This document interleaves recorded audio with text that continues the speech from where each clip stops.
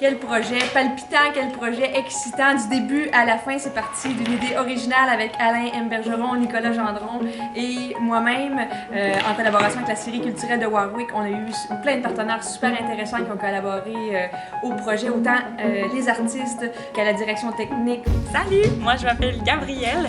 Je joue le rôle de Cadence. Ça a été vraiment un plaisir de jouer avec Machin comme mon partenaire de scène.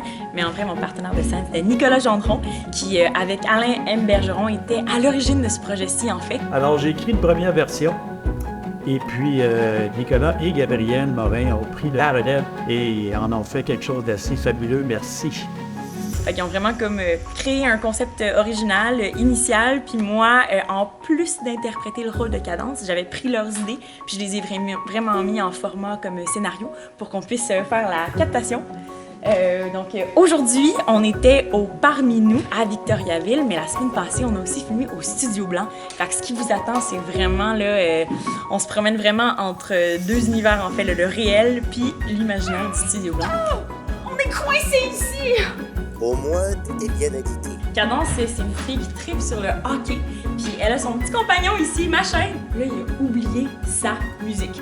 Fait qu'ensemble, on va se promener dans le réel, dans l'imaginaire, pour essayer de retrouver ses notions musicales.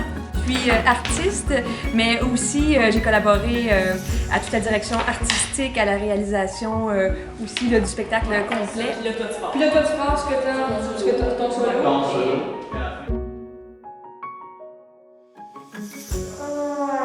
Factory.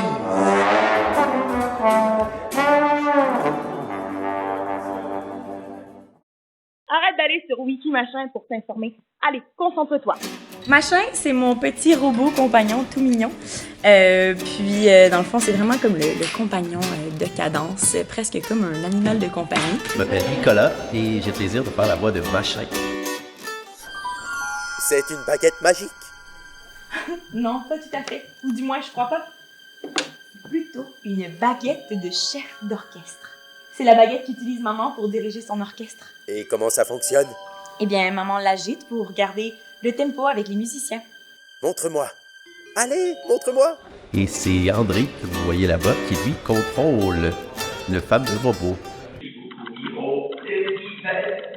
Y a pas de quoi, mon machin. La vraie surprise, c'est que ton thème, c'est la formule magique pour retourner dans le réel. Cadence, Sans ta baguette.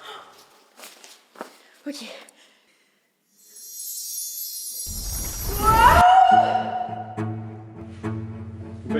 Silence sur le plateau.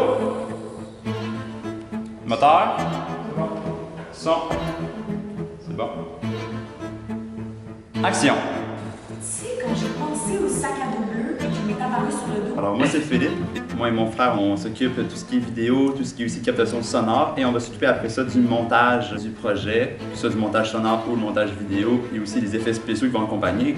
Mon rôle était aussi à la direction photo, donc décider des valeurs de plan, décider de où placer les caméras. Le défi, ça a été d'enregistrer l'image et le son en même temps. Avec une quantité incroyable de micros qu'il a fallu tout cacher.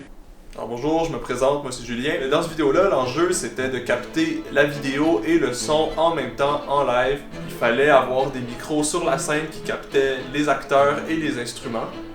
Donc ça voulait dire que les micros, souvent, ils étaient visibles à la caméra, mais par souvent, je veux dire pratiquement tout le temps.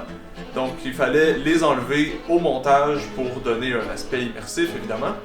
Alors le pire exemple de ce phénomène-là, c'est la séquence avec les timbales et la batterie.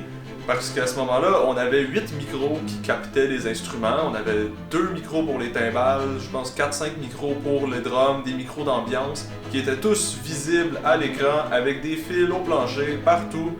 Donc il fallait tout enlever ça. J'ai hâte de voir ça. J'ai très hâte de voir ça. Gabrielle, c'est la cadence que j'avais dans la tête là, quand j'ai imaginé ça. Vraiment. L'énergie qu'elle a, là, c'est exactement ça que j'imaginais.